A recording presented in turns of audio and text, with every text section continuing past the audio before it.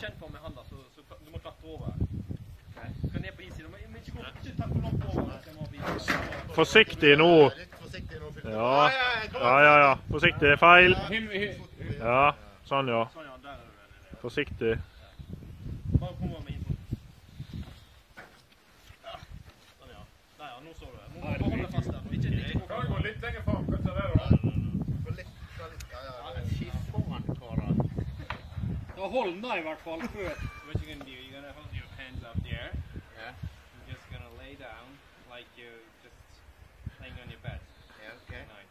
Yeah. Er du klar nå? Wait a little bit. Okay, og det er poenget her nå at du må bare stole på meg. Dette her er ikke noe farlig. Okay. Vi skal gjøre dette her, i hvert fall noen av oss etterpå, hvis du gjør det. Jo har jo sagt allerede at han er Ingrid, han tør ikke kjøre go-kart med. Nei, jeg sliter med nakken. Jeg sliter med nakken. Men det er ikke noe tvang her. Du bestemmer selv. Men det er rett og slett, are you a man? Du har nå 30 sekunder fra nå. Du bestemmer deg. Får ikke jeg se? Nei. Nei. Bare stol på meg. Jeg skal hoppe. Du skal bare legge deg frem. Så fær du utover. Med bind på øynene. Ja, for strikker bort på deg.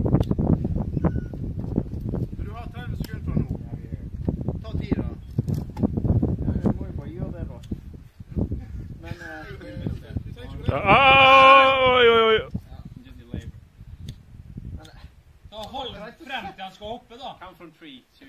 Nei. Får ikke jeg se? No? Nei. Du bare lener deg frem. Fuck, jævlig.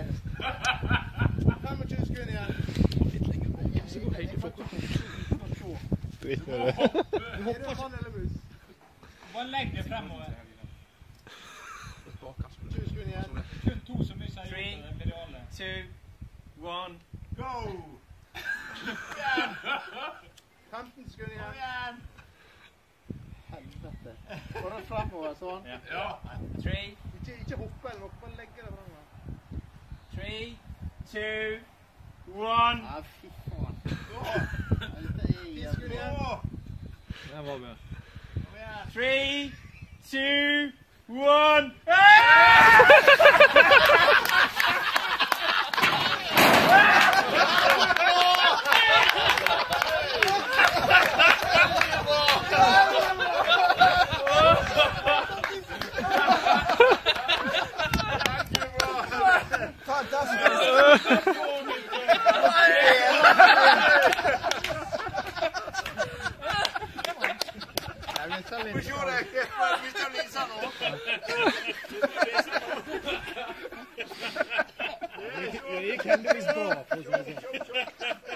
Gikk heldigvis bra.